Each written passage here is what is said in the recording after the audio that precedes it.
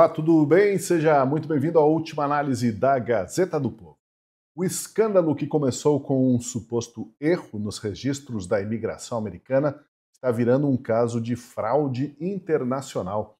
O FBI entrou em cena para investigar quem adulterou os dados que serviram de base para o ministro Alexandre de Moraes ordenar a prisão do ex-assessor de Jair Bolsonaro, Felipe Martins.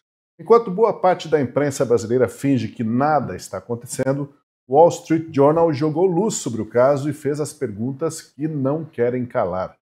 Quem fraudou o sistema americano e com que propósito?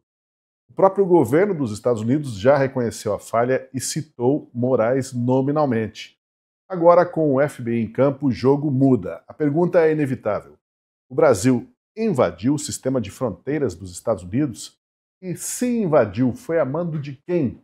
Para explorar as possíveis respostas a essas perguntas e o impacto que esse escândalo pode ter nas relações do Brasil e Estados Unidos, na opinião pública e no judiciário, eu convido você para vir com a gente agora no Última Análise da Gazeta do Povo. Tem aqui no estúdio a presença do Deltan Dallagnol. Salve, Deltan. Mais uma vez, tudo bem? Tudo certo? Grande Tosi, doutor Adriano, Daniel Vargas, grande abraço a todos vocês que nos acompanham. Muita coisa boa hoje na pauta. E dividindo o telão da Gazeta, doutor Adriano Soares da Costa. Como vai, doutor Adriano? Bem-vindo, obrigado novamente pela sua presença. Tosi, é uma alegria estar aqui com você, com o Deltan e com o Vargas. Vamos em frente. E fechando a trinca de juristas aí, Daniel Vargas. Salve, Vargas, tudo certo? Salve, Tosi. Olá, doutor Adriano. Oi, Deltan. Prazer participar com vocês. Pois é, temos um tema delicado que permanece no noticiário, mas não no noticiário de toda parte, não, viu? Porque boa parte da mídia brasileira meio que faz vista grossa para esse caso. O caso de Felipe Martins, que segue complicando a vida das autoridades brasileiras. O ex-assessor para assuntos internacionais do presidente Jair Bolsonaro está ficando mais famoso nos Estados Unidos do que no Brasil, porque, como eu disse, curiosamente, grande parte da mídia brasileira faz vista grossa para a perseguição judicial e a prisão irregular de Martins. Por ordem de Alexandre de Moraes, Felipe Martins segue em prisão domiciliar, usando tornozeleira, impedido de viajar, de utilizar redes sociais e de dar entrevistas. O crime atribuído a ele, a gente sabe, é o de ter viajado escondido para fora do país no que seria a preparação de uma rota de fuga para se livrar de acusações de participação na suposta trama golpista. Porém, está comprovado que a tal viagem de Felipe Martins nunca aconteceu. E agora vem a pergunta em manchete da colunista do Wall Street Journal. Será que o Brasil invadiu o sistema de proteção de fronteiras dos Estados Unidos? Eu começo aqui perguntando para o Deltan Dallagnol. A colunista do Wall Street Journal, Deltan, está exagerando ou realmente tudo indica que tem gente graúda por trás das manipulações de registro de entrada e saída dos Estados Unidos para prejudicar o assessor de um ex-presidente e endossar uma narrativa de que houve golpe de Estado? O que a Mariel Grady trouxe, Tosi, é gravíssimo, e eu já vou explicar por que é gravíssimo. Antes vamos entender quem que é a Mariel Grady. Ela é membro do conselho editorial do Wall Street Journal e ela é especialista em América Latina. E ela tem acompanhado esses casos envolvendo o Supremo Tribunal Federal, os abusos praticados no Brasil, a censura. E ela já chegou a dizer no passado que houve sim um golpe de Estado no Brasil, mas esse golpe ele foi praticado, na verdade, pelo Supremo Tribunal Federal, a partir de suas violações de direitos humanos, do devido processo legal, da censura e da violação da Constituição brasileira. E a Mariel Grady, agora, ela avalia o caso Felipe Martins e ela mostra o tamanho da gravidade desse caso porque ele mostra, no âmbito dele aconteceu, uma violação dos registros de entrada nos Estados Unidos. E isso diz respeito ao controle de fronteiras. Se você pode fraudar um registro de entrada para fazer constar um ingresso de Felipe Martins que não aconteceu, você pode fazer para constar ou deixar de constar o ingresso de um terrorista, de um traficante de drogas, de um criminoso. Então isso é extremamente perigoso para um país vulnerável a ameaças terroristas, para um país que combate o narcotráfico, para um país que hoje estabelece controles imigratórios mais rígidos. Isso mostra ali uma falha extremamente grave e preocupante. E vamos lembrar que essa fraude do I-94 não tem como ser um mero erro. Por que, Deltan? Porque a fraude que aconteceu, esse registro I-94, nesse registro de entrada, não se trata daqueles registros de entrada que você faz voluntariamente quando você está indo num país preenchendo uma ficha, inserindo num sistema online, não. Esse se trata de um registro que é feito no sistema portuário, seja no aeroporto, seja num porto, por autoridades oficiais, por meio da apresentação de um passaporte. E esse registro em 94, da entrada do Felipe Martins nos Estados Unidos, aconteceu em abril de 2024 ou 2023, 2023, salvo engano. Não, abril de 2024.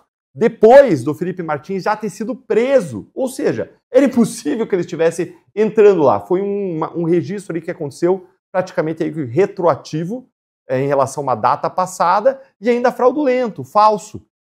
E como é algo muito grave, então, em relação ao sistema americano, isso está sendo objeto de repercussão na imprensa americana. E a grande questão é como que isso aconteceu. Os Estados Unidos recentemente emitiram esse documento dizendo que eles fizeram investigações profundas e que concluíram, diante das evidências, que houve sim essa falsidade, essa fraude. Agora, a investigação não acabou porque ainda vai investigar quem praticou essa fraude, quem está por trás disso. E sempre que você investiga um crime, eu posso falar isso como quem investigou crimes ao longo de 18 anos no Ministério Público Federal, como Procurador da República, você, quando você quer descobrir quem é o autor, uma das linhas de investigação é você identificar quem que se beneficiou com aquilo. Peraí, se alguém furtou, desviou, praticou estelionato, tirou dinheiro da Previdência Social, quem se beneficiou com aquilo? Quem potencialmente se beneficiou? Opa, se o dinheiro saiu dessa conta e foi para essa, esse é o potencial beneficiário. Vamos ouvir essa pessoa, é um possível investigado, é um possível fraudador. E aí você precisa martelar nessa questão. Quem se beneficia da inserção falsa de um registro de entrada de Felipe Martins nos Estados Unidos? Para você entender isso, você tem que relembrar o que aconteceu no caso Felipe Martins, que foi preso com base numa falsa alegação de ingresso dele nos Estados Unidos a partir de registros soltos, a partir de uma minuta que tinha sido feita por Mauro Cid no computador. Se encontra aquela minuta, ele como possível passageiro da viagem aos Estados Unidos, se prende com base nisso, aí Felipe Martins comprova que isso não aconteceu e depois vem a inserção desse registro e gera uma dúvida e gera uma manutenção da prisão de Felipe Martins por meses e meses e meses. Depois ele acaba sendo liberado com medidas cautelares, quando a razão da prisão nem existia, e medidas cautelares que incluem a proibição dele de uso de rede social, de uso de internet, de dar entrevistas, o que é um absurdo. Isso aí é para abafar a ilegalidade que foi praticada em relação ao Felipe Martins, quando nem em relação aos crimes concretos você tem provas que colocam o Felipe Martins na cena do crime. Mas mais do que isso, a gente não está nem falando de prova de crime, a gente está falando de provas para a prisão dele. E quando cai a prisão dele, ele prova que não saiu do Brasil. Ele mostra, por exemplo, o comprovante de passagem, mostrando que ele voltou de Brasília para Curitiba, para ir para Ponta Grossa. Ele mostra Uber, ele mostra iFood, ele traz uma série de comprovantes. Aí depois surge, abracadabra, esse I-94 que mantém ele preso, ou para justificar essa prisão dele que aconteceu. Então, a questão é, a quem interessava manter essa ideia de que a prisão de Felipe Martins se justificava por meses sem que tenha sido oferecida uma acusação criminal, dentro de um contexto que faz de concluir que o que se buscava, na verdade, era dobrar Felipe Martins e buscar uma delação premiada. A investigação americana agora vai avançar para identificar quem foram os autores do crime e a gente aguarda ansiosamente por respostas. Na semana passada, quando a gente fez um debate aqui também envolvendo esse mesmo caso do Felipe Martins, várias pessoas perguntavam depois no chat, eu fui verificar, mas por que ele seria preso se tivesse viajado? O que tem a ver a viagem dele com ele ser preso, né? E, doutor Adriano, a gente pode lembrar aí que ele foi preso por causa dessa suposta viagem, porque ele estaria preparando uma rota de fuga, né? Teria entrado escondido nos Estados Unidos para preparar uma rota de fuga em função da tal trama golpista. Se não der certo, ele já se escaparia. Então, por isso, o ministro Alexandre Moraes determinou a prisão do Felipe Martins. Mas, ao mesmo tempo, a manutenção dessa narrativa ela tem sido feita apesar de tantas provas já terem inocentado ele. Eu quero crer porque se cai a tese da prisão, justificativa de prisão do Felipe Martins, cai muita coisa que está amarrada também à suposta trama golpista, né? Porque ele que teria preparado lá aquela minuta, etc. Então, não querem deixar cair essa primeira carta desse baralho para não desabar tudo, dá a impressão, não, porque já há elementos suficientes, doutor Adriano, para que ele estivesse devidamente em liberdade, com seus direitos completamente restituídos, e isso não aconteceu ainda. Olha, Paulo, isso tudo do Felipe Martins está inserido nesse ponto final da trama golpista, porque você tinha a palavra, como ainda hoje é o que se tem, a palavra do delator, do Mauro Cid, em suas diversas versões durante a própria instrução criminal e já antes, durante a fase investigatória, foram várias as suas versões, fala-se em 14 versões diferentes. E na questão específica do Felipe Martins, é porque seria ele a pessoa que teria participado da reunião do presidente da República com o comando das Forças Armadas, os três generais, e naquela oportunidade teria sido apresentada uma tal minuta do golpe, e cujo texto não aparece em lugar algum, não está nos autos, fala-se sobre ele, é uma entidade etérea, fala-se sobre ele, diz que ele existiu, mas ninguém viu. Porém, o Felipe Martins seria essa pessoa que poderia ratificar a existência dessa minuta do golpe em uma delação premiada. De modo que ele passou a ser uma peça importante no desenho feito na fase policial, constando ele como o redator, talvez, ou como alguém que levou essa minuta. Como eu disse, que ninguém viu. Então, por que todo esse desgaste em torno da prisão do Felipe Martins, de supostas evidências ou evidências fabricadas, conforme a próprio órgão americano disse, a respeito da entrada dele nos Estados Unidos? Que peso teria o Felipe Martins? Felipe Martins era justamente esse personagem que poderia amarrar a delação do Cid, colocando, portanto, o ex-presidente Bolsonaro no centro da tal trama golpista, e ele, como assessor de relações internacionais, teria sido a pessoa que teria redigido a tal minuta do golpe, teria apresentado aos chefes das Forças Armadas e teria viajado e ingressado nos Estados Unidos na viagem do presidente Bolsonaro.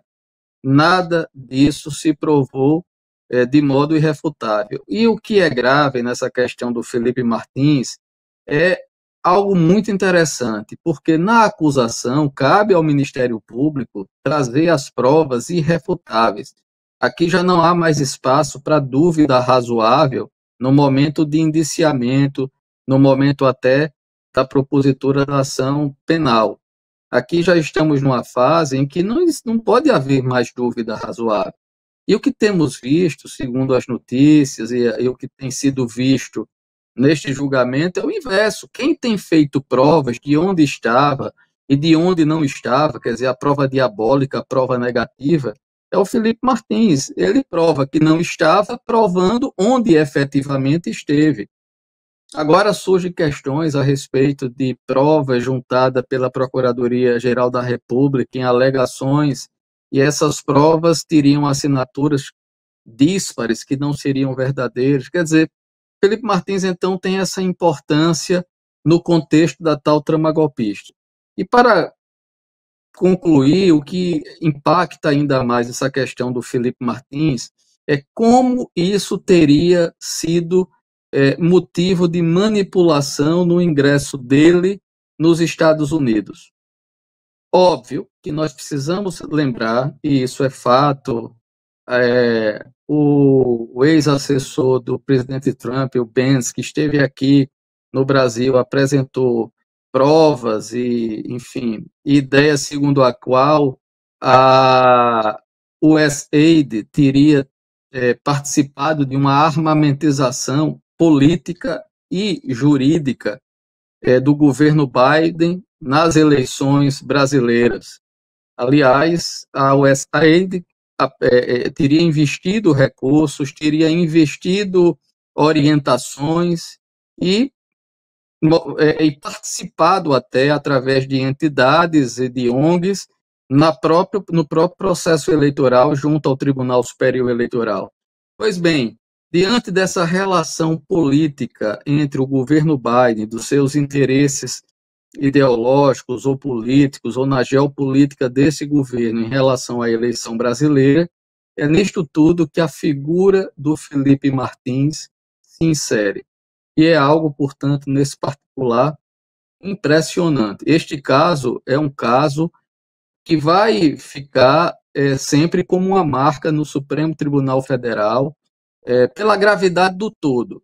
Mas a prisão do Felipe Martins e até mesmo ter ficado em uma solitária, a fim, no pau de arara do século XXI, obter-se uma delação premiada, é algo impressionante. Também é impressionante, doutor Adriano e Daniel Vargas e Deltan, como esse assunto, boa parte da mídia brasileira se recusa a abordar, né? Se você fizer uma pesquisa aí agora, você vai ver que, tirando redes sociais, que aí, claro, as pessoas comentam, mas nos veículos de comunicação você vai encontrar matérias da Gazeta do Povo, talvez de um outro veículo mais conservador, e acabou, não se fala na grande mídia disso. Mas, Vargas, também não estamos falando de um jornaleco dos Estados Unidos. É o Wall Street Journal, é uma colunista que faz parte do conselho editorial, como bem disse o Deltan aqui, e isso por si só, independentemente da nossa mídia mais amiga ou não do regime, do governo, do STF, a coisa caminha por lá, pelo menos, né? Em termos de alguém levantar essa bandeira vermelha, levantar a importância desse tema ser investigado, de haver explicações, de não ficar por isso mesmo e virar a página. Eu acho que, ao contrário do Brasil, existem duas características particulares nos Estados Unidos que não deixam esse tema ir para baixo do tapete tão rapidamente. O primeiro é que lá, de fato, há uma democracia, à direita e esquerda, valores mais liberais, valores mais conservadores.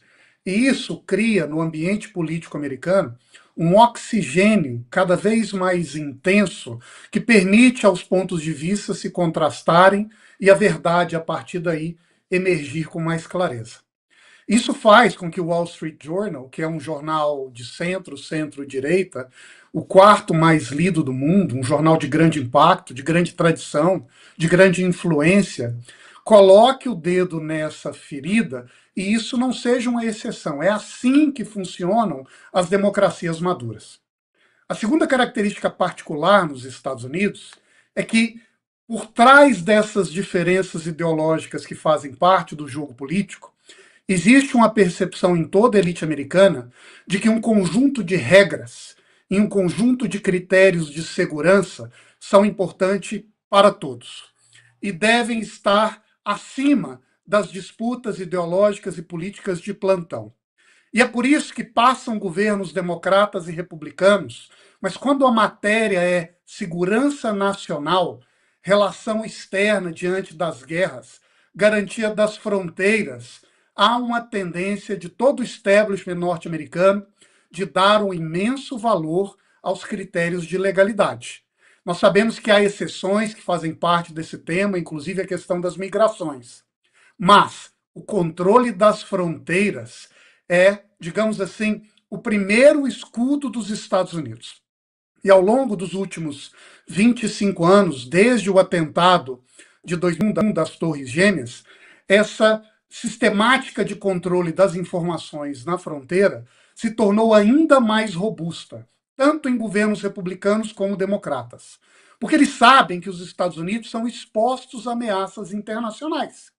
Então, com todo respeito ao Brasil, mas se o Brasil, que sequer tem um sistema de inteligência ou contra-inteligência sofisticado, consegue penetrar as bases de dados da alfândega americana e alterá-las, o que dirá países que têm uma tradição altamente sofisticada nas relações de segurança internacional, de geopolítica, como a Rússia, como a China, contra a qual os Estados Unidos são em pé de guerra, países árabes com os quais os Estados Unidos têm uma relação tensa. Imagine o que eles poderiam fazer.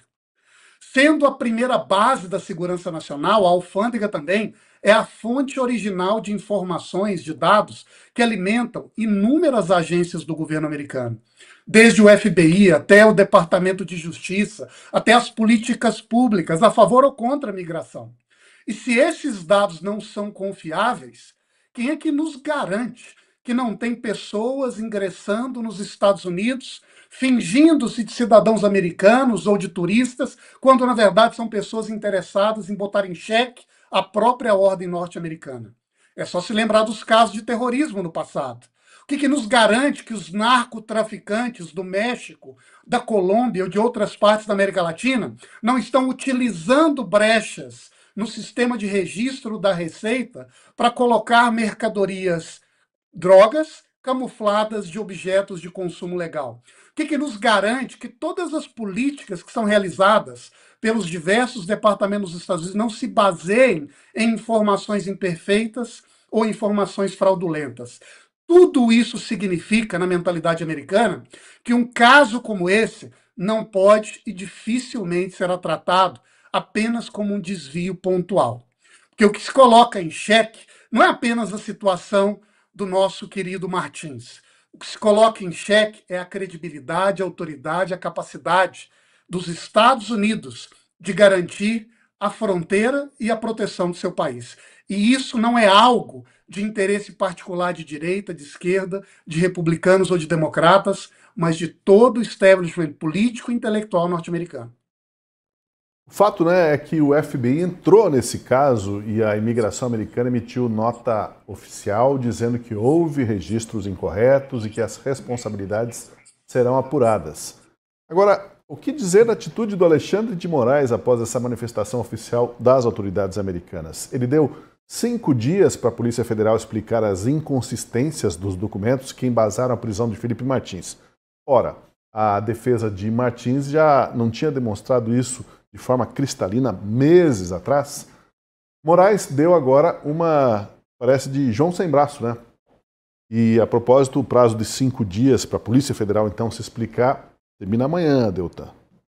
É curioso que ele está 1 ano atrasado, justamente Moraes, que é tão rápido quando é para agir contra a direita, ele está atrasado 1 ano nesse pedido de explicação. E vamos supor se a situação fosse a contrária. Vamos supor que alguma defesa tivesse apresentado um documento falso no processo. Eu não tenho dúvida de que, num estralar de dedos, Alexandre de Moraes determinaria a instauração de um inquérito para investigar a falsidade e a utilização falsa do documento. Contudo, como foi a Polícia Federal, debaixo das ordens dele, que trabalhou, que juntou esse documento, ele até hoje não mandou que isso fosse investigado.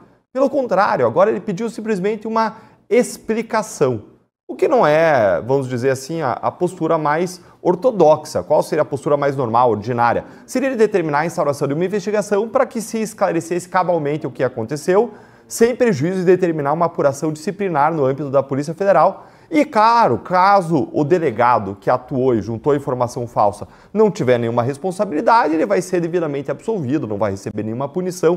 Mas é uma situação gravíssima que precisa ser apurada, até porque isso levou, no mínimo, a um erro de Alexandre de Moraes de decretar uma prisão descabida ou mantê-la por meses, com base em uma notícia fraudulenta.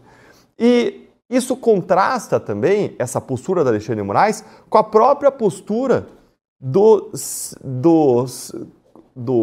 Centro de Controle, do Customs and Border Control, Centro de Controle das Fronteiras e de Alfândega dos Estados Unidos. E é interessante que a Mary O'Grady, no artigo que ela fez, na coluna dela, já no primeiro parágrafo ela começa a coluna dizendo o seguinte: olha, esse órgão de controle das fronteiras é um órgão que é cioso, que é cuidadoso, que é orgulhoso do seu trabalho, que é cuidadoso e que não costuma admitir erros. Então ele tem todas as razões para não querer admitir erro, porque uma vez que você saiba que existe uma vulnerabilidade, criminosos podem querer explorar aquela vulnerabilidade para entrar no território americano, para sair, para inserir registros falsos. Então é um órgão que não costuma reconhecer erros. Agora, se até o CDC americano reconheceu os erros, por que é que Alexandre de Moraes não reconhece os seus erros? Não reconhece que houve um erro aí? Porque se ele reconhecer que houve um erro aí, ele fragiliza ainda mais o caso do Felipe Martins. Ele vai mostrar que a prisão é indevida, que as medidas cautelares são indevidas e vai liberar simplesmente Felipe Martins para poder falar, para usar redes sociais, para dar suas aulas, para influenciar o debate público, a opinião pública. Agora, o mais grave ainda não é o que passou, não é o passado, é o que está por vir.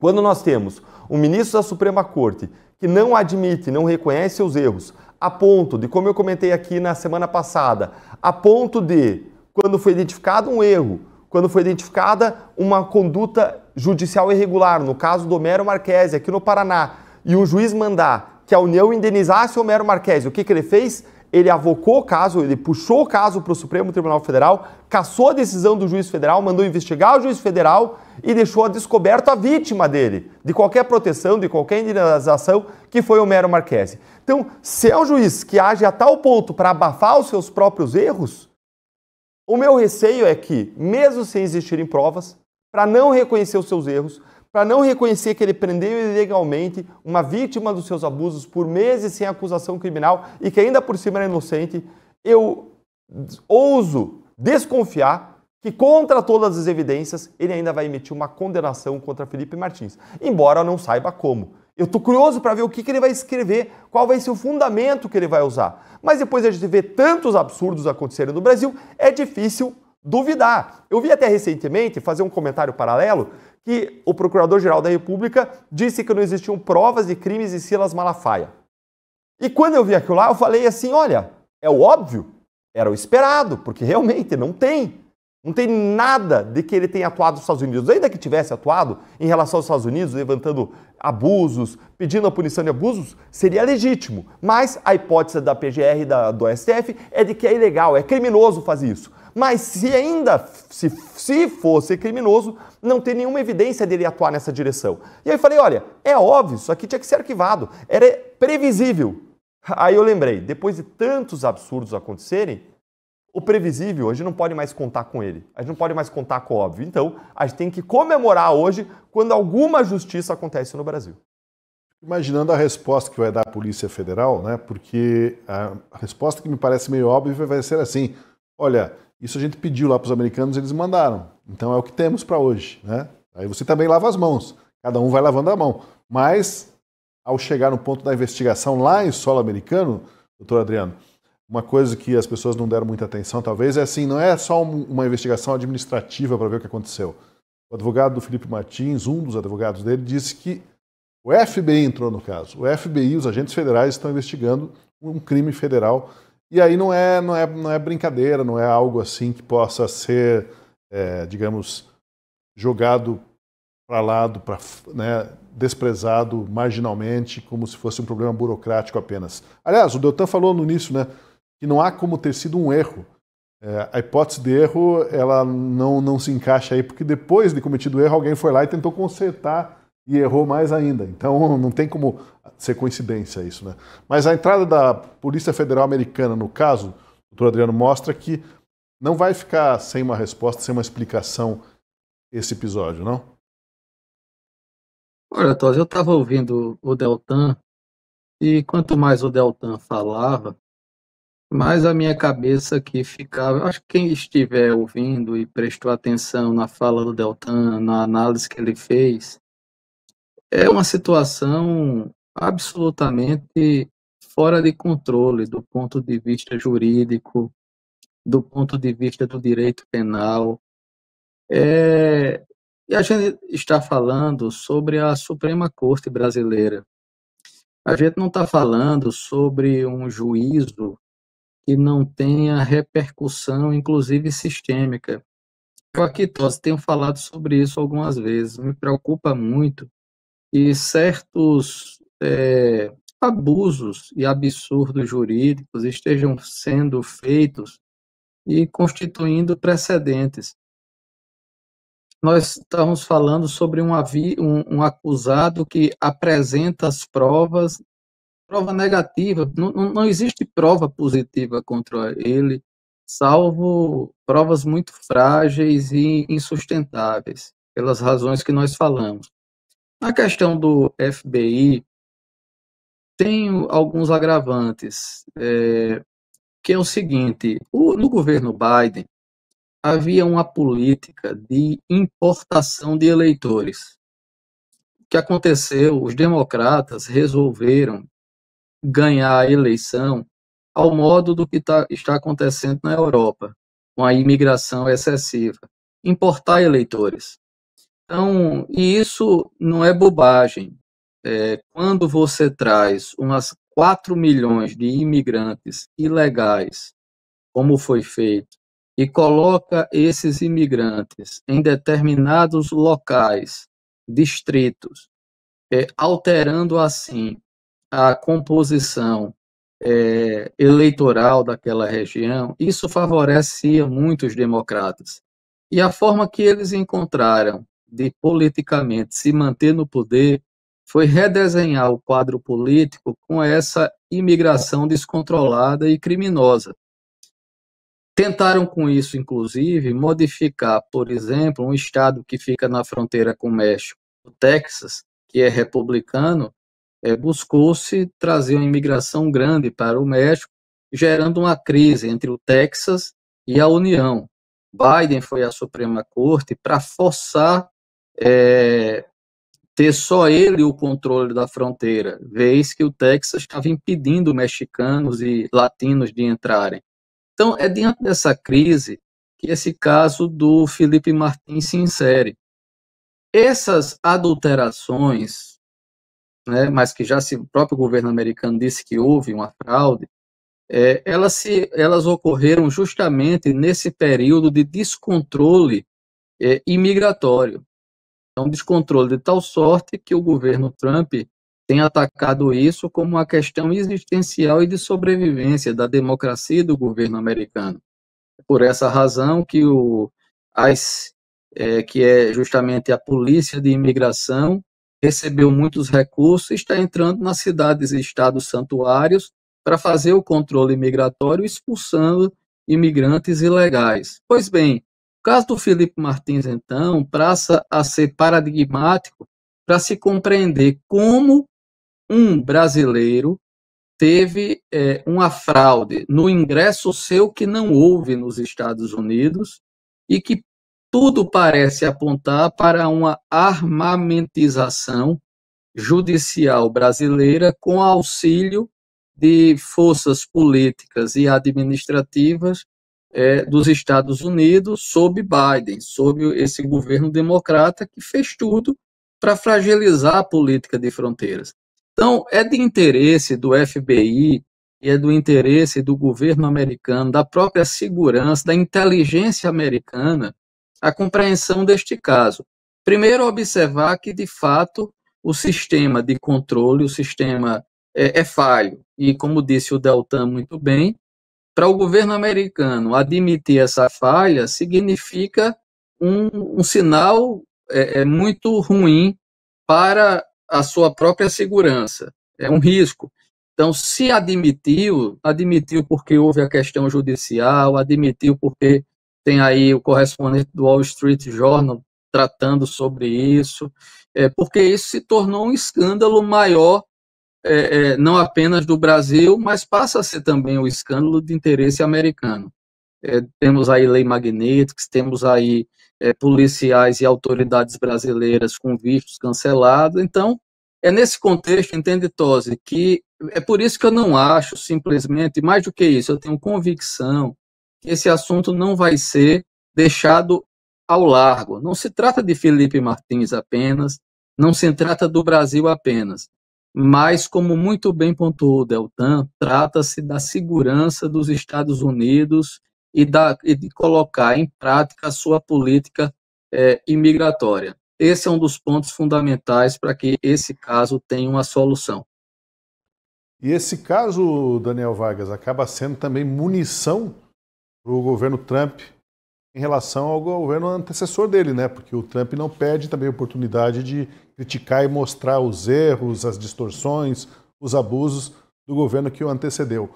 Então, a hora que tiver elementos suficientes para falar assim, ó, fizemos uma investigação e chegamos a tal e tal conclusão e nosso sistema de fronteira foi vazado no governo anterior, mostrando a nossa vulnerabilidade, a que ponto chegou, o governo Trump não vai perder essa oportunidade política também que é de desvendar esse escândalo aí de fraude já admitida pelo próprio Departamento de Imigração e Fronteira. Eu acho que há aqui uma combinação de fatores que tende a fortalecer a posição do Trump. A primeira delas, como o Deltan mencionou, não é comum que a polícia alfandegária norte-americana reconheça falhas. Na verdade, em tudo que diz respeito à fronteira e à relação com o exterior, os Estados Unidos costumam ser muito ciosos e prezar pelo sigilo, pela proteção das informações como forma de garantir a sua segurança nacional, inclusive com respaldo judicial. Existe um histórico de ações que são que entram na justiça americana para questionar decisões tomadas pela agência de fronteira, a alfândega, e com grande frequência ela vence as disputas justamente se baseando nesse fundamento. Preservar os dados, as informações, é um passo importante, porque nós estamos lidando com a soberania e a proteção dos Estados Unidos da América. Então, o fato deles virem a público num período relativamente rápido e reconhecerem uma falha é uma sinalização clara para o país de que parece que há uma urgência, uma prioridade de se ir a campo, compreender melhor de que maneira os órgãos de alfândega têm atuado e a credibilidade das informações, sobretudo a sua verdadeira independência na prestação do trabalho. O outro elemento que se junta a esse é o fato de a gente ter visto na sociedade americana, e não é só com o Trump, mas mesmo antes, uma crescente preocupação na relação dos Estados Unidos com o mundo, sobretudo com a China, com quem eles estão agora num pé de guerra comercial, com imposição de tarifas e respostas da China, e tudo isso tem como base fundamental os registros de entrada e saída de produtos no país. Sem uma confiabilidade nesse sistema de registro de dados, automaticamente toda a política americana comercial, de proteção e segurança interna, próprio trabalho dos órgãos policiais, do próprio FBI, dependem da confiança desses registros, para saber quem é que veio de qual país e para onde foi, o que entrou de bem nos Estados Unidos e o que saiu. Tudo, em última análise, depende dessa credibilidade institucional da alfândega americana. E o Trump, neste momento, tem acentuado, né, tem botado força nesse discurso de que é importante fortalecer essas instituições que cuidam da soberania, da segurança norte-americana. A começar pelo controle das fronteiras. Quando ele disputa a influência dos narcotraficantes fora do país, muitas vezes com tráfico ilegal de remédios, como parte da tensão que ele teve com o Canadá, ou da entrada de produtos ilegalmente pela fronteira com o México, ou as tensões com a Colômbia, ou agora mesmo com a Venezuela.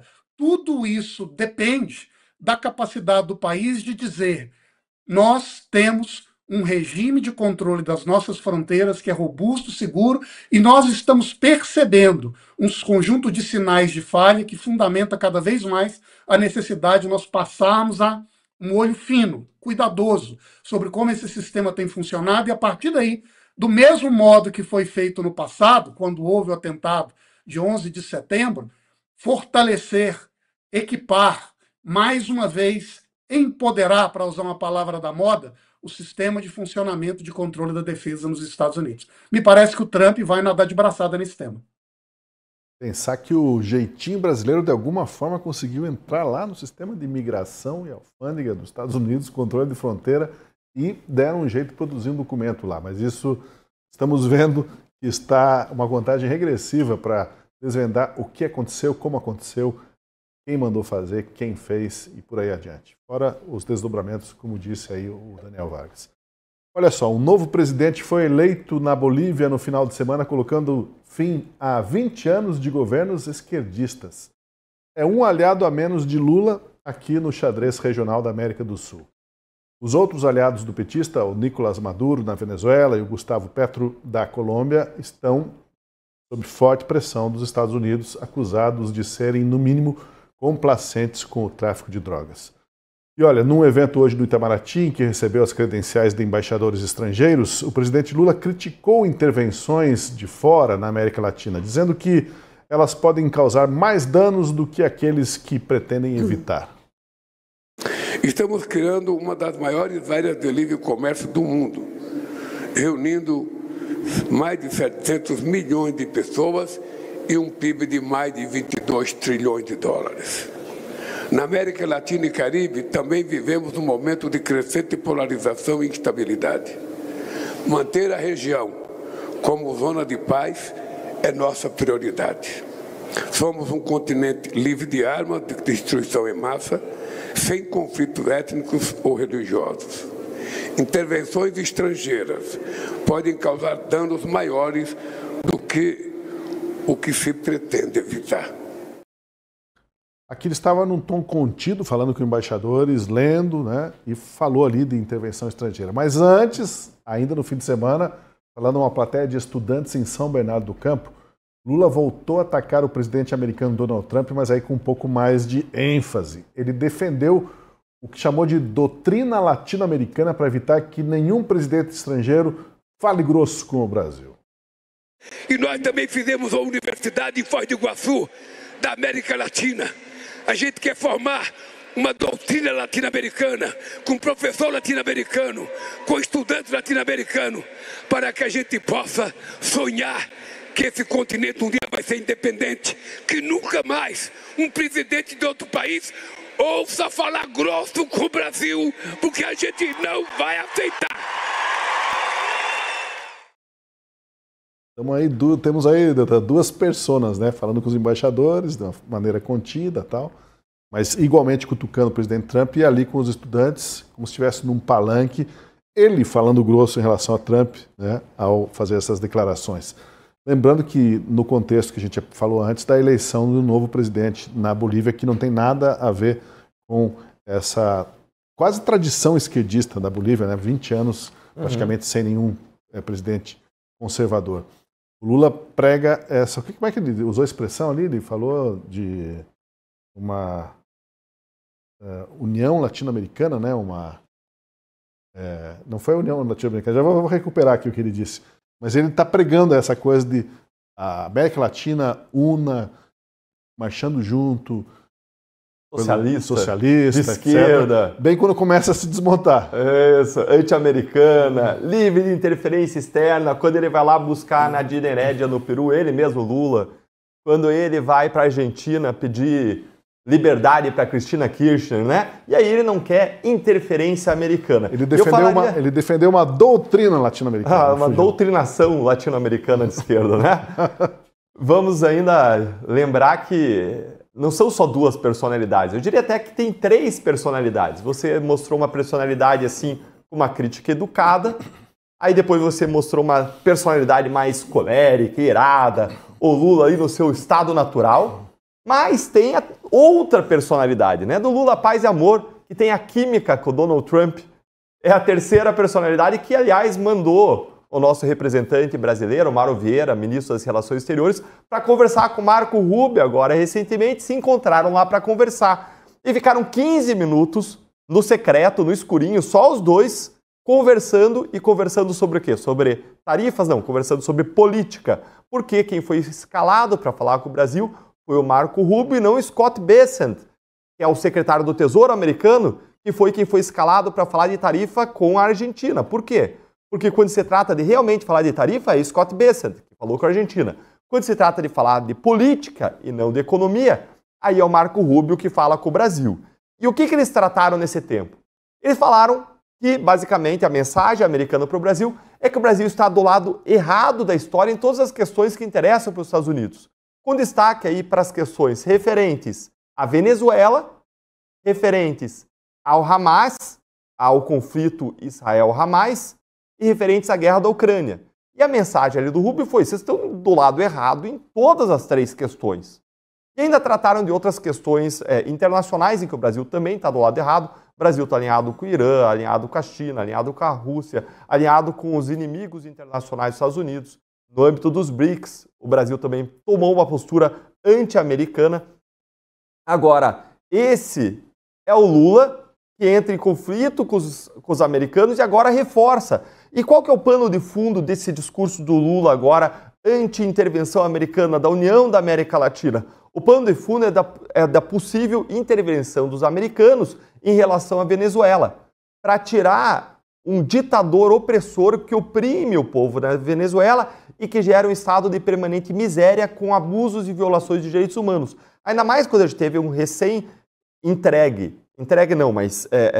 dado ou anunciado Prêmio Nobel da Paz para Maria Corina Machado. E o Brasil, numa reunião multilateral de vários países da América Latina, foi o único país que se recusou a elogiar esse prêmio dado para Maria Corina Machado. Ou seja, o Lula está do lado errado da história também ao defender o narco-ditador Nicolás Maduro e ao não reconhecer o mérito, a importância da luta pela redemocratização da Venezuela, pela luta dos direitos humanos da Venezuela, da Maria Corina Machado. Então é nesse contexto que o Lula aparece falando de defender a América Latina. O que soa isso vamos nos alinhar e vamos defender a esquerda na América Latina. É isso que acaba aparecendo.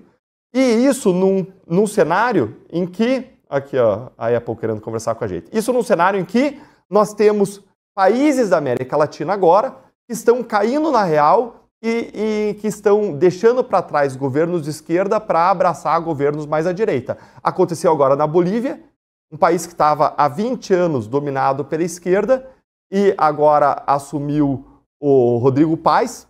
E aconteceu também na Argentina, em que a gente tinha aí um período de 20 anos da esquerda dominando o kirchnerismo, o peronismo, com um pequeno intervalo ali do Macri ali de 4 anos, mais 20 anos de esquerda. E nos dois países, qual é a nota comum? Nos dois países, veja só que coincidência, a esquerda conduziu a ruína econômica.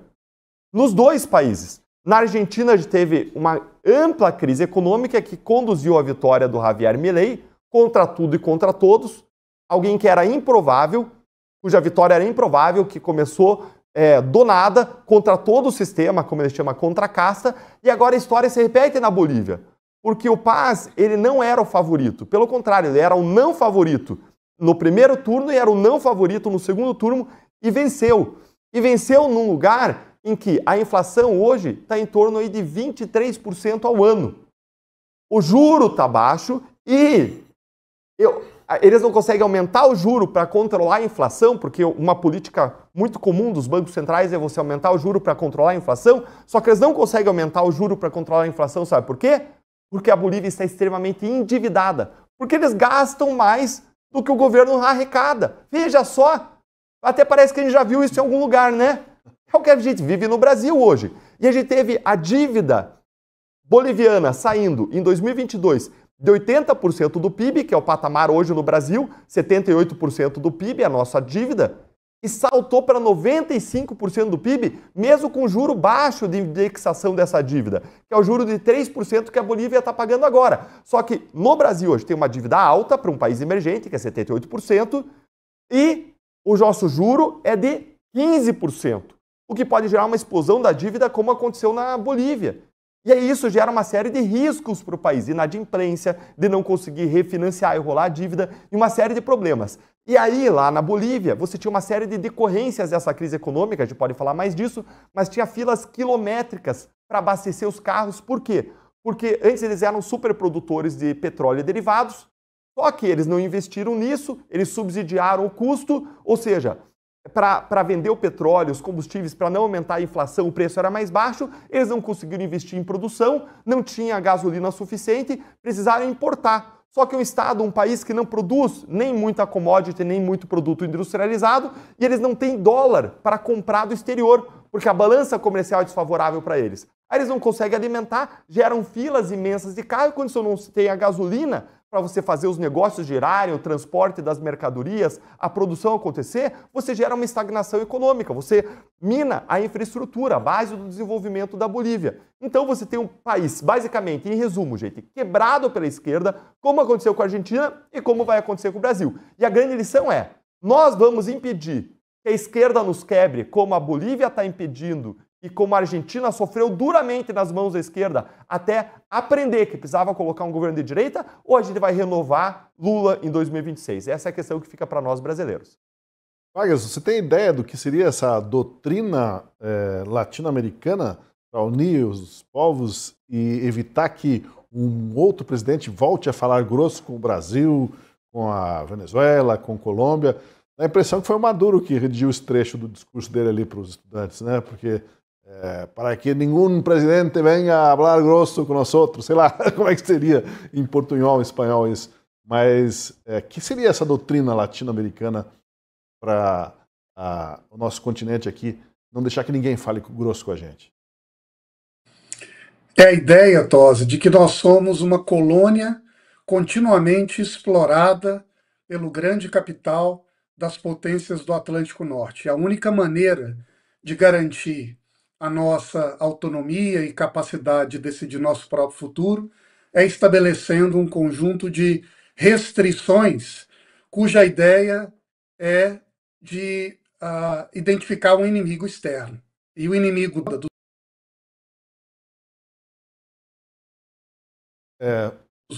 Estados Unidos. Voltou. Houve uma pequena interrupção de 5 segundos ali, mas pode retomar, Vargas. 5 segundos só que a gente perdeu você. Nem isso. Maravilha.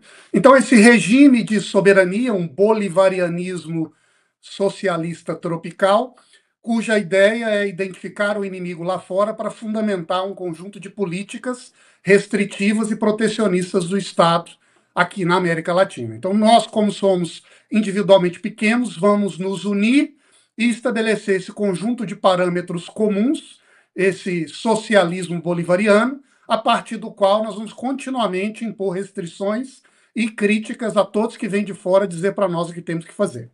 Essa ideia se tornou uma espécie de discurso da moda entre os governos de esquerda, de centro-esquerda e às vezes até de direita no Brasil e nos países da América Latina ao longo dos últimos 40 anos, com idas e vindas.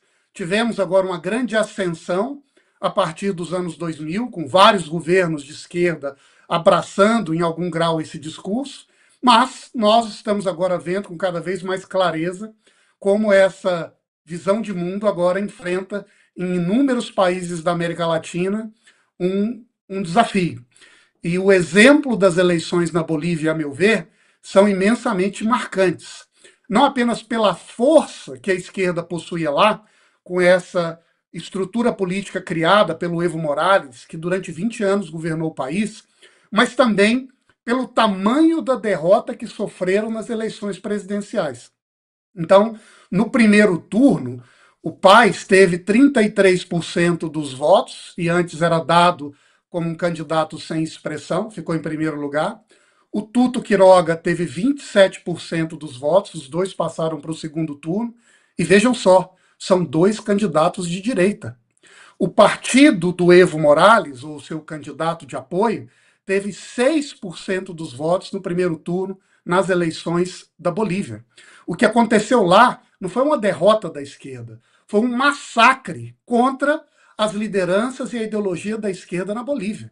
A grande disputa no segundo turno é se o país seria governado por uma liderança liberal, modernizadora, com um horizonte global, que é o caso do Rodrigo Paes, aliás, um cidadão que nasceu na Espanha, que a sua família na época era perseguida, ou se Tuto Quiroga, que já tem um liberalismo de base popular, que é muito próximo a valores comunitários e que defende, de certo modo, como os Estados Unidos também fazem, a importância do liberalismo econômico junto com a economia de base, da produção local, dos pequenos e médios negócios, como prioridade do país.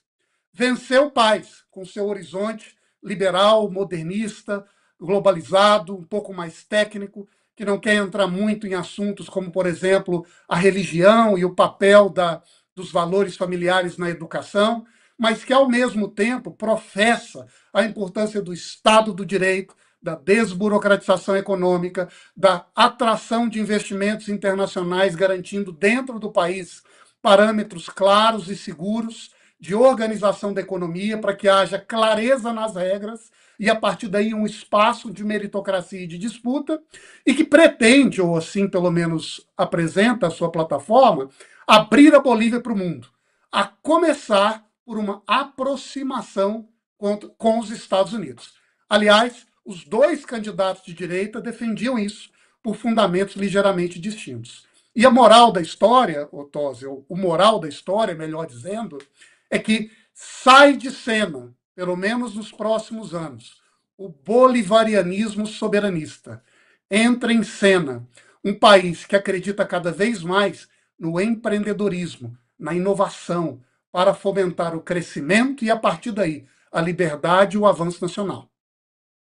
Agora, doutor Adriano, a impressão que dá é que o Lula, se considerando um líder regional e com o peso regional que o Brasil tem, ele resolveu pagar o preço ali, ser mais agressivo com os Estados Unidos, falar nessa soberania, nessa doutrina latino-americana, porque desse grupo de esquerda aí, que está se dissolvendo um tanto agora com a Bolívia perdendo espaço e também o Maduro também ameaçado, o próprio Gustavo Petro da Colômbia também em maus lençóis no relacionamento com o americano, ele acaba sendo um porta-voz desse grupo, né? Como se fosse um esperneio, jus esperneandi diante de uma ação mais incisiva americana aqui no continente, que era o quintal esquecido, né, dos Estados Unidos, como se brincava. Então, ao fazer essa defesa desses ideais esquerdistas, ao dizer que ninguém fala grosso com a América do Sul, ao mesmo tempo ele está falando grosso, né? Está querendo jogar, de certa forma, para a torcida, para os esquerdistas da América Latina, dizendo assim, eu ainda sou o líder de vocês aqui. Foi um discurso voltado para os estudantes, certamente muito, né? A gente sabe que nas faculdades os estudantes são muito doutrinados pela esquerda. Ali ele estava se empolgando, só faltou citar o Che Guevara e outros ícones aí falando para esse público, né? Mas a realidade é que a esquerda vai perdendo espaço e no Brasil a gente sabe que as pesquisas apontam o conservadorismo está muito forte, é só olhar nas eleições que a gente teve recentes, né? Baixíssimo índice de votação em partidos de esquerda. Se desenha também uma guinada no Brasil. Esse esperneio do Lula tem a ver com essa pendência da América Latina agora, de novo, para um conservadorismo e para uma livre iniciativa econômica, o livre empreendedorismo, que é o que parece que acontece a partir do exemplo da Bolívia e de outros países que estão se reorganizando, a própria Argentina. Ozzy, o Lula, ele é camaleão político. Ele não está dizendo ali, nem falando para um público maior, nem para os Estados Unidos. Ele está falando para o público interno, porque o Lula é muito analógico ainda. Ele fala para o público interno, esquecido da repercussão que hoje os smartphones, enfim, colocam em tempo real tudo o que é dito. Ele está ali falando para aquele público interno, em que ele tenta ainda reavivar esse aspecto antagônico com Trump, com os Estados Unidos, que melhoraram um pouco num dado momento e com pouco respiro, um voo de galinha, a popularidade dele. Então essa é a lógica com a qual o Lula trabalha. Em relação à postura e ao conteúdo, não há nada novo, não existe uma doutrina latino-americana que não seja a mesma. E lá nos anos 80, ele começou a liderar com outros do Foro de São Paulo, que hoje é o tal Grupo de Puebla. É a mesma lógica, uma América Latina voltada para a esquerda, em que esses grupos políticos, eles se apropriam do poder e buscam transformar a América Latina em um grande grupo de países socialistas, cujo resultado prático a gente já viu que deu. Cuba, historicamente, e fica mantida numa visão utópica da esquerda caviar, de que diz que Cuba está tudo muito bem, tem a melhor educação, a melhor saúde, e cuja miserabilidade do povo e fragilidade econômica, que não tem energia elétrica, não tem qualquer sorte de industrialização e depende de uma mendicância. Cuba inaugurou isso, a mendicância estatal. Ela mendigava da União das Repúblicas Socialistas Soviéticas, depois ficou mendigando da Rússia, mendigando da China e depois mendigando da Venezuela. E com os mais médicos ficou mendigando do Brasil. O problema de Cuba nunca foi propriamente os embargos dos Estados Unidos. Hoje Cuba pode ainda ter relações econômicas com outros países. O problema é que ela não consegue nem pagar a China, que foi o grande credor recente dela. Então, Cuba, isso, Venezuela, o socialismo do século XXI, essa doutrina mesma de empobrecimento do povo, enriquecimento de uma burocracia partidária que enche os bolsos, vive da riqueza e drena dos próprios países que lideram. É o exemplo da Nicarágua com Ortega, cuja utopia sandinista transformou a Nicarágua numa prisão a céu aberto, é uma repetição da Coreia do Norte em plena América Central. E o que o Petro tenta fazer na Colômbia, um drogadito, um presidente desqualificado, que agora fez com que a Colômbia perdesse os recursos da parceria do exército americano, da defesa americana, perdeu a Colômbia, agora está no risco de receber elevadas tarifas, e o Brasil, infelizmente, com uma visão de estatismo, de destruição das riquezas nossas. Nós temos um país o Deltan já fez uma exposição da situação econômica, mas convém lembrar que o retrato do Brasil, do lulopetismo, é basicamente os Correios. Esse país que é esse país ineficiente, esse país que vive de rombo em rombo. Se diz que os Correios deveriam ser mantidos porque são estratégicos.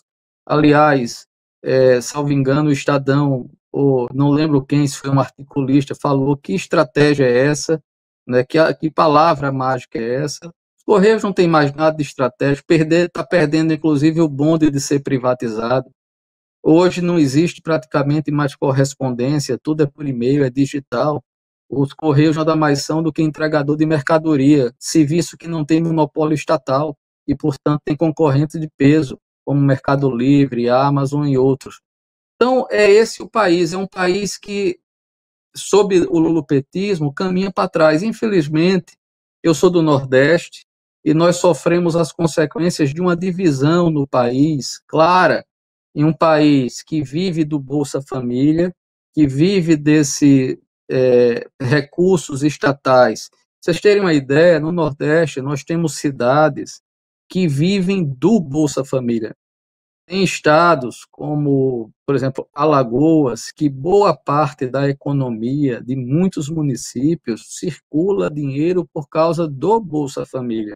E isso não é pouca coisa, não é? E é preciso ter essa compreensão. Aqui, por exemplo, o Deltan falou sobre a situação da Bolívia. A Bolívia vivia do hidrocarboneto desde 2000 e pouco, quando foram descobertas novas fontes. O Evo Morales, com a ajuda do presidente Lula, deu um golpe, tomou a Petrobras, estatizou todo o serviço, e eles passaram a viver como se não houvesse amanhã. A mesma coisa da PDVSA na Venezuela. Então, eles drenaram os recursos, não investiram. Hoje, a Bolívia não tem recursos naturais, não tem industrialização, o gás de lá está acabando, e o Nordeste vive isso. Para terminar, só para a gente ver como isso é só discurso, mas existe uma política de empobrecimento, isso é método. No Nordeste, o governo anterior, veja, o governo Lula começou essa questão do Rio São Francisco, que foi descentralizado, foram feitos. O governo Bolsonaro colocou água, o governo Lula tirou, voltaram os carros-pipas. Isso em muitas áreas, isso é poder político. Então, Bolsa Família, empobrecimento. E para terminar, só lembrar uma frase do Petro, que foi uma mesma frase que já havia sido dito por outros políticos. Quando o pobre passa para a classe média, deixa de ser eleitor da esquerda. Então, eles querem o empobrecimento, porque o empobrecimento vira eleitorado para esse pessoal. Como nos Estados Unidos, para os democratas, e na Europa, como a esquerda europeia, eles querem imigrantes, porque são essas pessoas que vivem do sistema de benefício social e que são os eleitores dessa esquerda progressista. A gente falou dos gatilhos, né, que as pessoas têm para suas personas. A gente falou das personas, mas existem gatilhos para que o Lula assuma uma personalidade no momento, outra no outro. Você reparou ali, quando ele estava falando com os embaixadores, ele estava de terno, gravata, numa persona.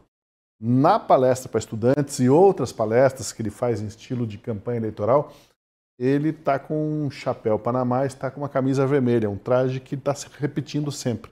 E aí parece que é o gatilho que dispara esse caudilho, né, e os discursos mais agressivos dele. Até teve o nosso espectador aqui que comentou, quando o Lula coloca o chapéu ridículo, o cérebro dele se esvazia por completo. A pessoa que tem o codinome aqui de cidadão extraordinário. E você que está nos acompanhando, qual que é o gatilho que faz o Lula falar tanta besteira? É o chapéu, é a camisa vermelha ou é a plateia, né? Conforme a plateia, ele se solta mais, conforme ele tenta se segurar.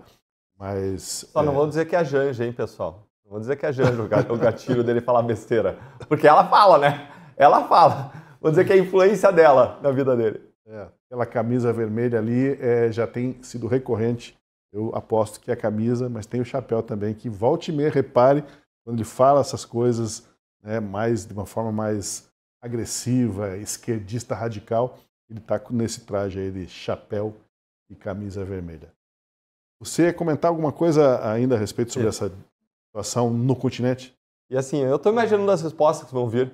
O pessoal vai falar que aquela água, aquele líquido branco, pelo menos, que fica dentro da garrafinha que ele usa, que pode ser o que desperta nele essa capacidade retórica repentina de falar coisas descompassadas com a realidade. Mas eu ia perguntar para vocês o seguinte, adivinha aí, pessoal, qual que foi o mote, qual foi o slogan da campanha da vitória do novo presidente da Bolívia? Adivinhe, qual foi? Você acha que foi Luz para Todos, Bolsa Família, foi reforma na casa própria, dinheiro espalhado para as pessoas? O que vocês acham que fez com que o novo presidente da Bolívia ele tivesse ganho essa eleição? Vou falar para vocês o que foi. O mote dele, o slogan foi capitalismo para todos. Gente, é isso aí. Capitalismo para todos. Ou seja, depois da esquerda quebrar o país, depois eles verem que só estão indo de mal a pior com a esquerda, eles despertaram para o fato de que o melhor que eles podem ter é imitar o sistema que funciona nos países que são prósperos, desenvolvidos, é o sistema capitalista. Claro que é um capitalismo consciente que a gente tem que buscar, um capitalismo que cuide das pessoas, um capitalismo que proporcione benefício para todos, na linha desse slogan, capitalismo para todos. E um outro fato curioso dessa eleição da Bolívia é que tanto o pessoal percebeu que a esquerda é ruim para o país, que foram para o segundo turno 2 candidatos à direita.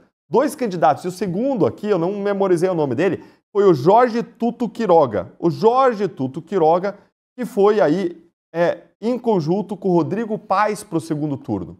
Rodrigo Paes foi eleito e o Jorge Tuto Quiroga perdeu. Agora, olha outro fato interessante. O Tuto Quiroga, ele estava mais à direita até do que o Rodrigo Paes.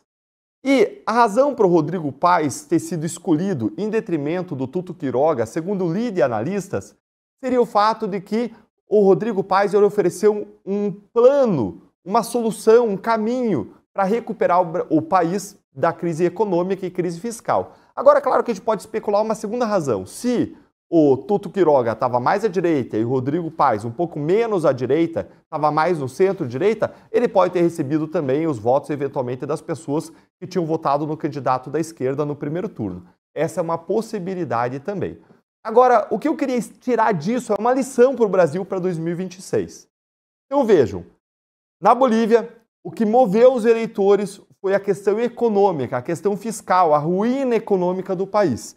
E aqui no Brasil, pesquisas recentes com a classe C, olha que interessante, doutor Adriano, o senhor fez um comentário em relação às pessoas que estão ali na classe C, as pessoas mais pobres. Olha que interessante isso. Pesquisas recentes, Instituto Locomotiva com a classe C brasileira mostrou que na classe C, 56% das pessoas dizem que o melhor caminho para ascender na vida é adivinhe?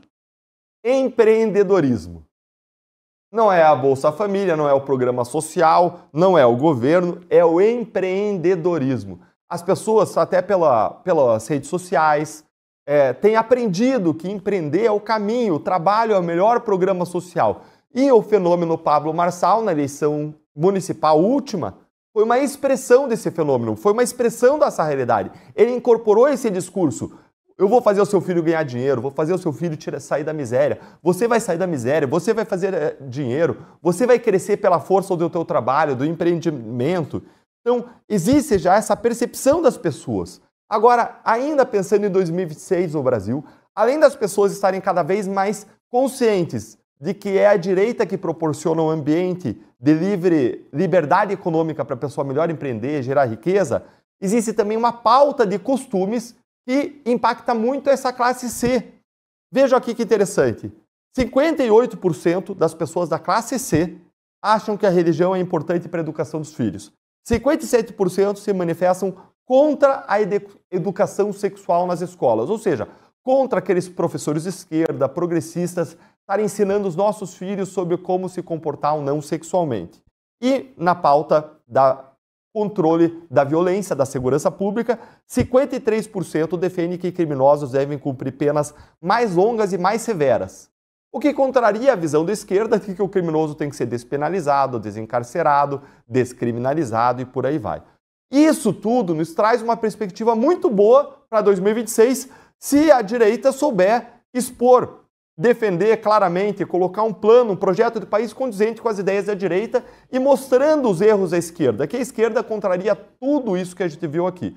A esquerda projeta um país e que desmantela, que desmonta o mecanismo de incentivo e desincentivo, como o doutor Adriano bem colocou, com programas sociais que muitas vezes acabam tendo porta de entrada e não porta de saída, o que desestimula a empregabilidade, a geração de renda, a geração de riqueza no país. A esquerda passa a mão na cabeça de bandido, a esquerda ainda ela é em favor da doutrinação das crianças. Ou seja, isso me traz esperanças para 2026. E se você também teve um calorzinho no coração aí, não deixa de deixar o seu like para que a voz nossa aqui do canal possa chegar mais longe.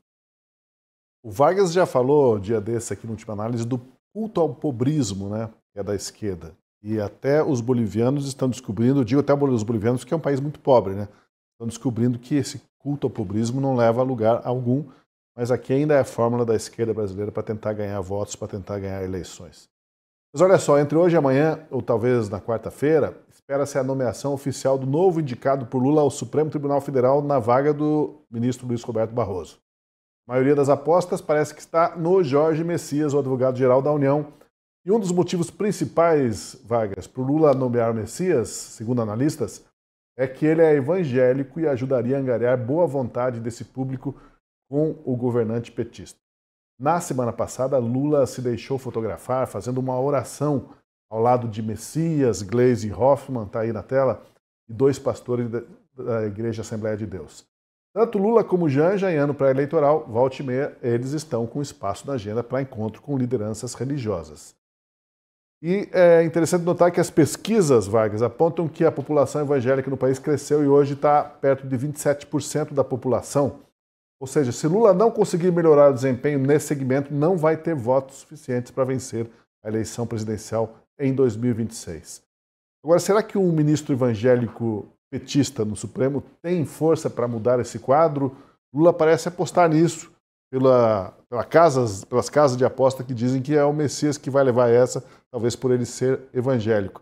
Mas ele já teve decepções anteriores, né, ao tentar ganhar o voto com aparência de piedade, de comiseração, de fazer orações. Não colou outras vezes, mas é um flanco, digamos, um calcanhar de Aquiles que ele tem que lidar e tem que enfrentar essa rejeição do público religioso evangélico, Vargas. Tosi, se me permite, eu perdi os primeiros 3 segundos da sua fala, mas eu entendi o final. Então eu respondo a parte da pergunta e se não for o tema completo, depois doutor Adriano e Deltan me complementam. Mas uma das coisas que me surpreende nessa estrutura constitucional de indicação política para o Supremo é a fragilidade do sistema de sabatina. A verdade é que nós temos, no Brasil, um regime cuja ideia é servir como um critério de juízo da competência, do notável saber jurídico das pessoas que são indicadas para o Supremo. E parte dessa institucionalidade teria por papel justamente evitar algumas das falhas que seriam rapidamente identificadas, questionadas em qualquer democracia constitucional bem organizada. A primeira delas é a capacidade intelectual limitada das pessoas indicadas para o Supremo. Me parece que isso tem sido a tônica, me permita a sinceridade, de alguns dos nomes que chegaram ao tribunal de cúpula da ordem constitucional brasileira. A segunda é uma relação quase inescrupulosa ou politicamente muito alinhada com a liderança política do executivo, sem, na verdade, expressar a independência, a autonomia que se espera de um ministro do Supremo Tribunal Federal. A terceira é o fato de essas pessoas não revelarem de maneira transparente ou sincera, ou do próprio sistema de sabatina não conseguir identificar quais são os atributos-chave que orientam a posição dessa pessoa em relação ao direito e em relação à democracia do país.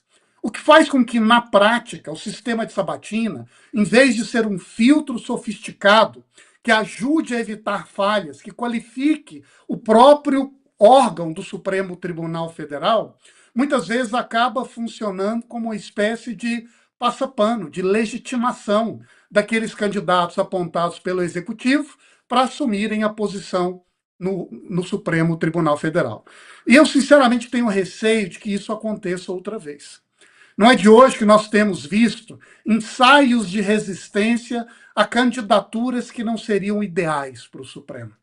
E muito embora haja uma crítica aqui ou ali, haja resistências ou apontamentos de desconfiança aqui e ali, a verdade é que todos os indicados pelo Executivo para assumirem uma posição no Supremo Tribunal Federal nos últimos anos, que eu me recorde, foram simplesmente aprovados. E a tendência, eu creio, é que já aconteça isso outra vez com o atual indicado. E o fato dele ser evangélico, considerando como Lula trabalha, e a própria sensibilidade do Lula para entender como que o jogo político funciona no Congresso, ele tem se apoiado nessa sua relação com os evangélicos para tentar, né, garantir assim uma proximidade, uma afinidade, quem sabe um apoio de um grupo que é conservador, que normalmente subscreve aos valores da autonomia do indivíduo, da relação comunitária sólida, para a partir daí também ter, não é, menos resistência ou menos rejeição no momento de se realizar a sabatina do Messias. Então, me parece que o que nós estamos vendo agora é mais um desses ensaios, não é? Em que nós criamos uma cena, de um lado há negociações aqui e ali, alguém vai levantar a voz para fazer uma pergunta, gravar ali um vídeo para a mídia social, depois aperta qualquer coisa na votação eletrônica e Messias será o próximo ministro supremo.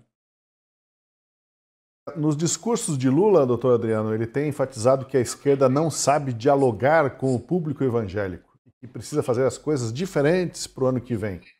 Quando ele diz que é a esquerda que não sabe dialogar, está colocando a culpa em alguém, em outro. Mas não é ele o principal nome representante da esquerda nos últimos 40 anos do país, né? Seria o caso para fazer uma análise aí, uma psicanálise, o Lula, ou ele sempre vai jogar a culpa nos outros, até nessa hora, né, de falar assim, precisamos aprender a lidar com os evangélicos.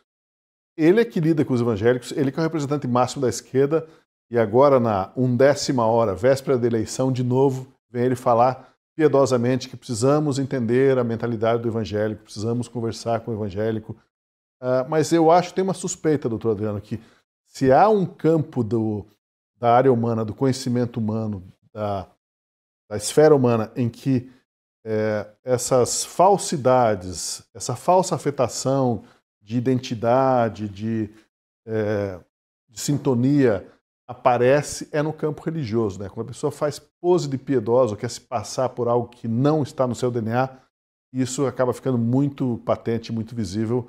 Suspeito que seja o caso, mais ou menos, que a gente está vendo dessa aproximação do Lula, até fazendo oração, fechando os olhos, juntando as mãozinhas para orar junto com os evangélicos. Olha, Tosi, não há como haver essa conjugação.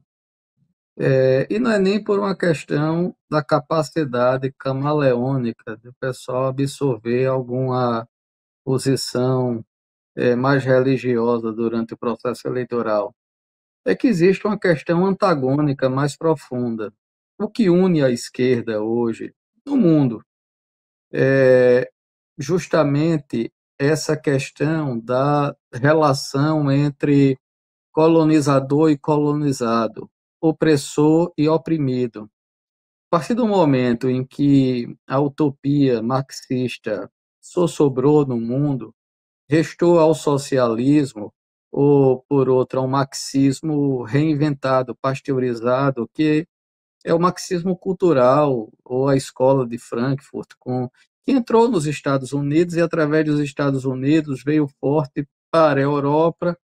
Veja, foram os alemães, os frankfurtianos, que saíram da Europa fugidos, os alemães, Marcuse, Benjamin, Hockenheim, foram para os Estados Unidos e lá isso se espraiou dessa forma. Então vem o identitarismo, a partir de Michel Foucault, hoje Judith Butler é a maior representante da ideologia de gênero.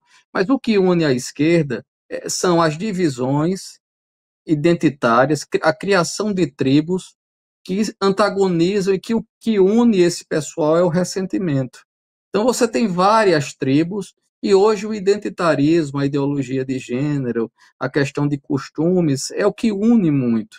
Então, essa questão de costumes é o que faz com que o cristianismo seja odiado. Não tem negociação possível.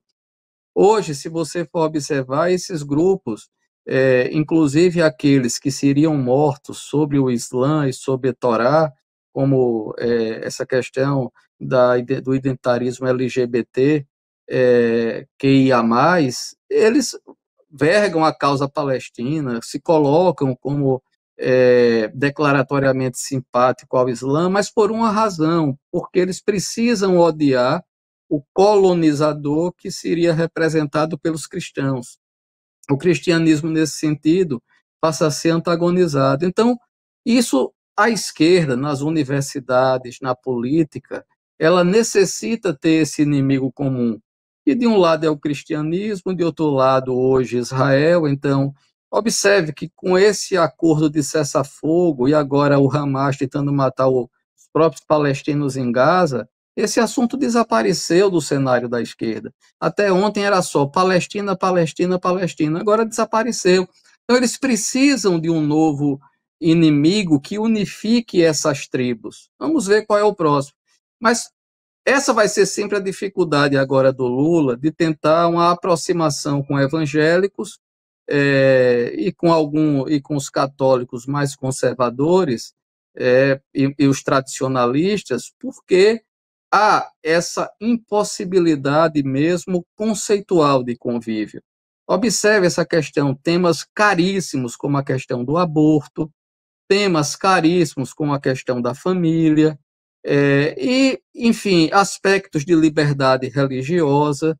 Isso faz toda uma diferença.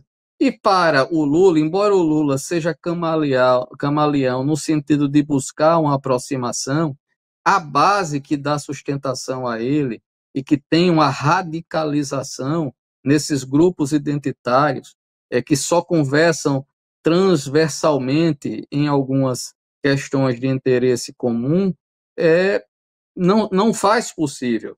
Então, um dia desses mesmo, o Lula lá atrás, acho que ano passado, fez um discurso em um dos sindicatos dizendo a necessidade de, na eleição, se colocar quem tem voto, e não porque é índio, porque é isso, porque é aquilo.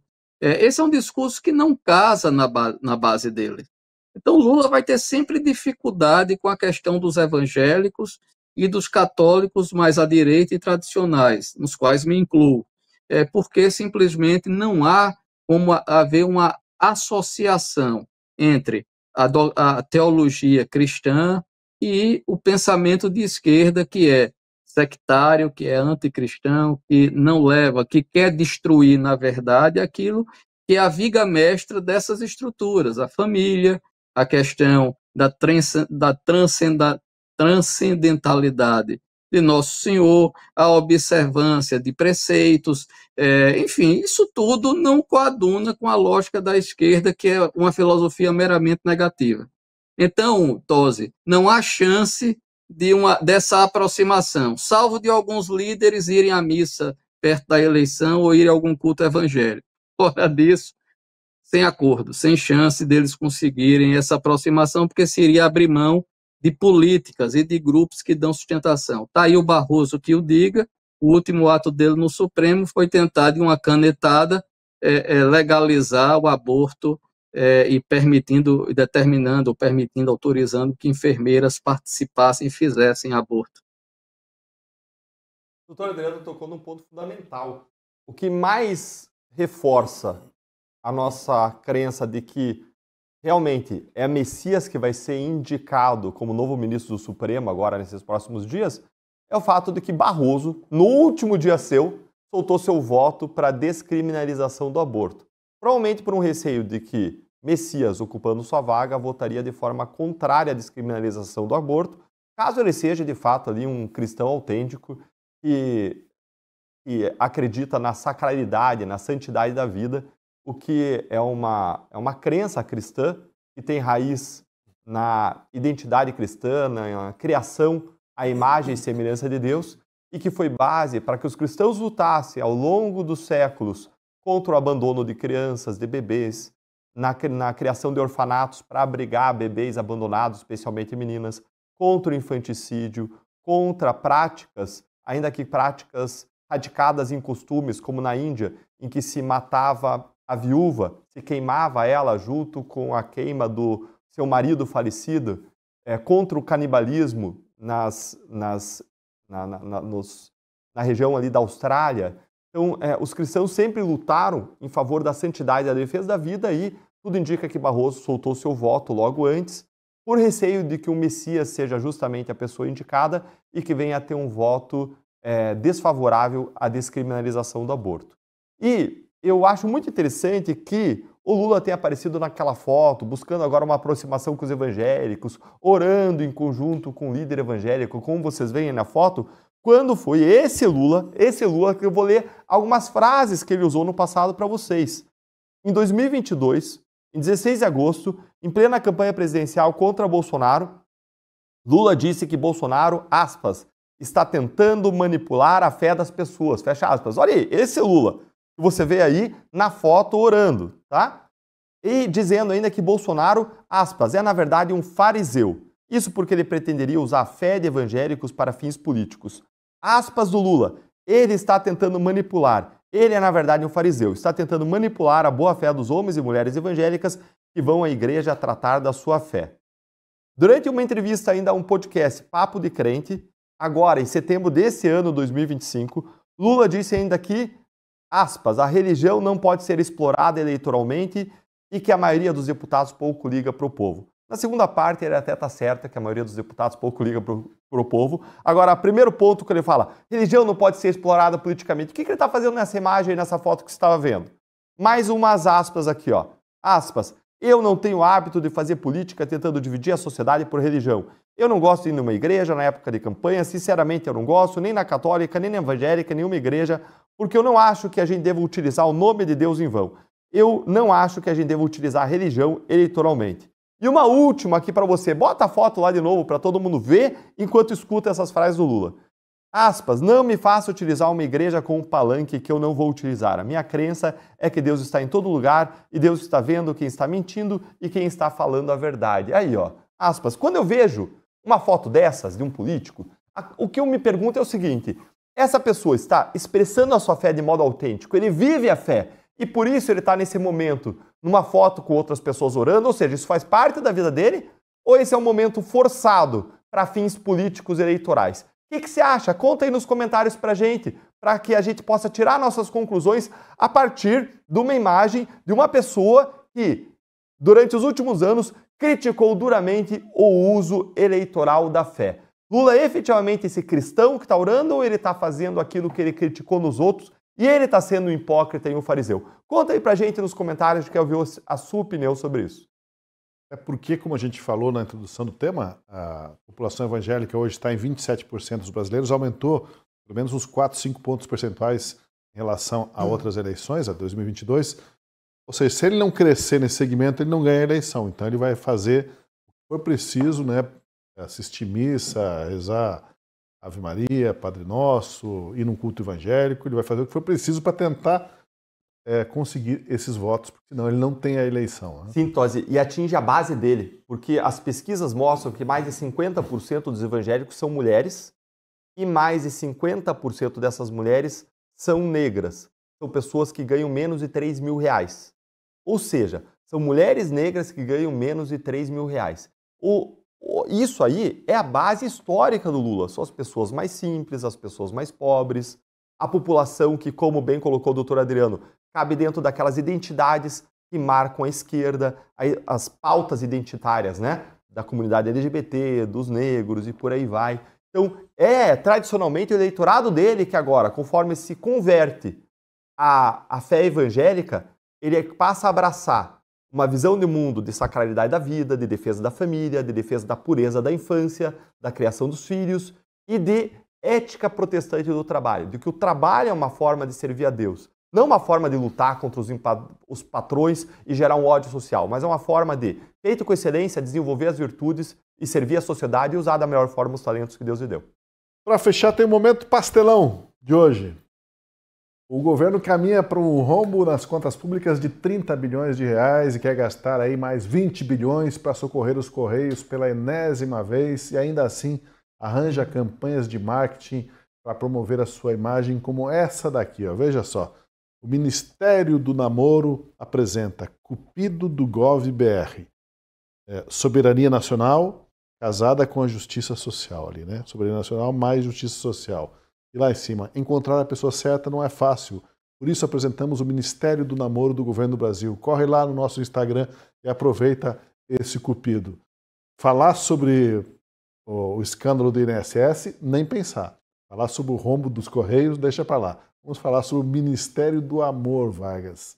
Foi o momento pastelão de hoje.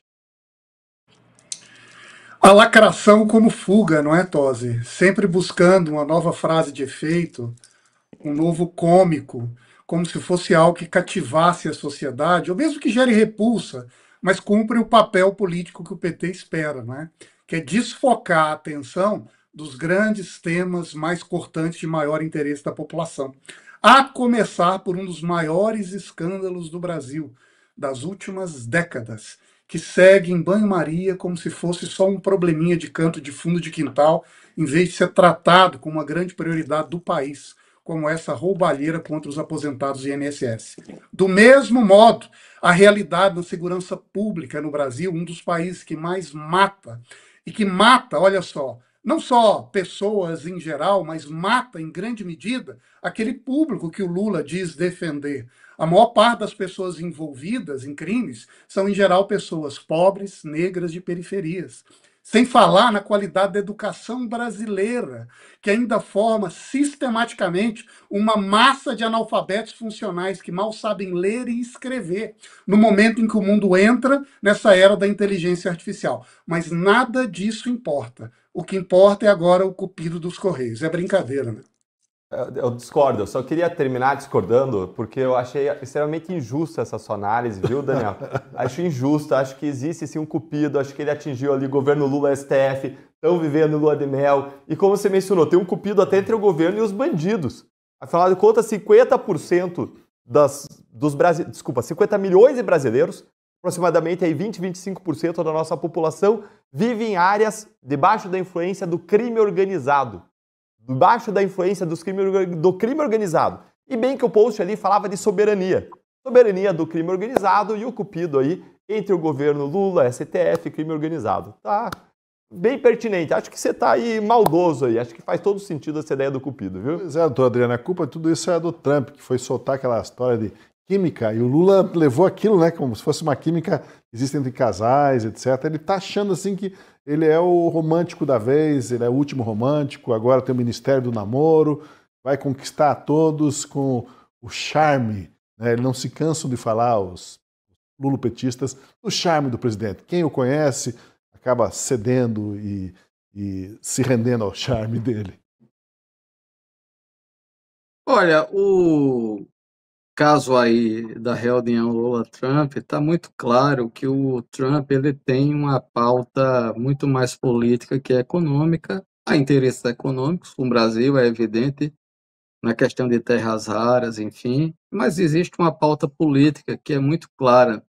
O governo americano ele quer voltar a ter uma influência na América Latina, e um país como o Brasil é essencial para essa influência americana.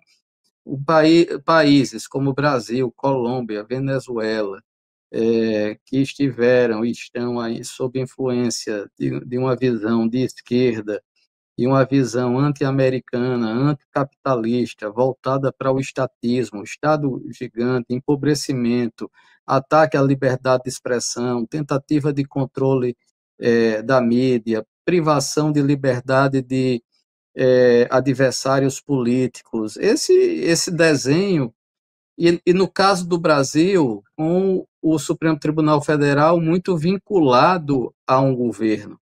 Então, é um consórcio do lulopetismo supremo que é muito evidenciado, e os ministros que publicamente se manifestam-se sempre em prol e em favor do governo. Quando o governo perde uma votação no Congresso Nacional, ganha uma medida liminar. Aconteceu agora, com decisão monocrática do ministro Zanin, e devolveu o dinheiro que o Congresso Nacional retirou desse arroxo, extorsão fiscal que o governo federal quer fazer para cobrir esses rombos todos. É um governo que só tem um lado, arrecadar e sufocar a iniciativa privada e continuar gastando a rodo e bancando uma burocracia estatal insuportável. Então, essa relação do Lula com o Trump, ela é uma relação que não tende a avançar, porque a pauta substantiva é política, não deixará de ser. A geopolítica americana precisa do Brasil sem esse viés pró-China e pró-estatismo e com ataques à liberdade de expressão do governo brasileiro. Preciso dizer, só para lembrar, que este governo atuou antes o Tribunal Superior Eleitoral e o Supremo, e agora com o governo, atuaram fortemente para, de certa forma, moldar para o mundo um modelo de censura. Esse modelo de censura que se tentou instaurar a partir do Tribunal Superior Eleitoral e hoje também do governo federal com o Supremo, era um modelo que a Alemanha, o DSA, aliás, europeu, vinha e vem de querer fazer. Agora mesmo o Reino Unido, com identificação digital, prisão por opinião de ingleses, qualquer crítica ao governo você pode ir preso. Enfim, essa lógica, a lógica começou aqui no Brasil. E o ministro Alexandre de Moraes foi, digamos assim, um exemplo internacional disso. Então, Tosi, as coisas estão todas muito concatenadas. Mas eu queria só fazer uma observação de tudo que o Deltan aqui disse sobre a análise que ele fez do Messias. Só fazer uma observação. Curiosamente, este governo Lula está formando um Supremo Tribunal Federal com figuras novas e de tendência conservadora na questão dos costumes. O Zanin não é alguém que seja de esquerda raiz, era o advogado do Lula que foi colocado lá, mas cujas posições não são de esquerda, nem são progressistas nesse sentido. Do mesmo modo, me parece que o Messias vai nesta mesma linha. Então, nesse sentido, o PT e a esquerda terminam perdendo a longo prazo, embora o PT politicamente ganhe a curto prazo. Pois é, e a gente tem que lembrar, né, que com aquele Ministério do Namoro ali, com essa conversa de namoro, de beijinho, beijinho, pau, pau, né, como dizia a Xuxa, porque a conta dos Correios aí não é brincadeira, 20 bilhões de reais. O governo está correndo para equilibrar o orçamento, evitar um déficit no ano que vem, né? Todo esse exercício, essa briga no Congresso, e de repente, não, só os Correios está com um buraco de 20 bilhões e o governo brasileiro vai dar garantias e nós, cidadãos, vamos garantir que esse rombo seja coberto com o dinheiro do pagador de impostos, né? Essa é a realidade do país hoje. Bom, quero agradecer, muito obrigado, doutor Adriano Soares da Costa, pela participação mais uma vez, foi um prazer tê-lo com a gente no Última Análise. Daniel Vargas, valeu. Deltan Dallagnol, obrigado. E especialmente o nosso obrigado a você, espectador, que esteve com a gente. E o convite para você assinar a Gazeta do Povo. Apoie o nosso jornalismo. São poucas as vozes que têm a coragem de abordar os temas como nós abordamos, com esta visão crítica e diferenciada do restante da mídia. A Gazeta está com a promoção, você vê aí na tela, de R$ 27,90 por apenas R$ 1,90 por mês nos 6 primeiros meses. R$ 1,90 por mês você apoia o nosso jornalismo e possibilita que a Gazeta mantenha programas como Última Análise. Muito obrigado pela sua companhia. Até o nosso próximo encontro.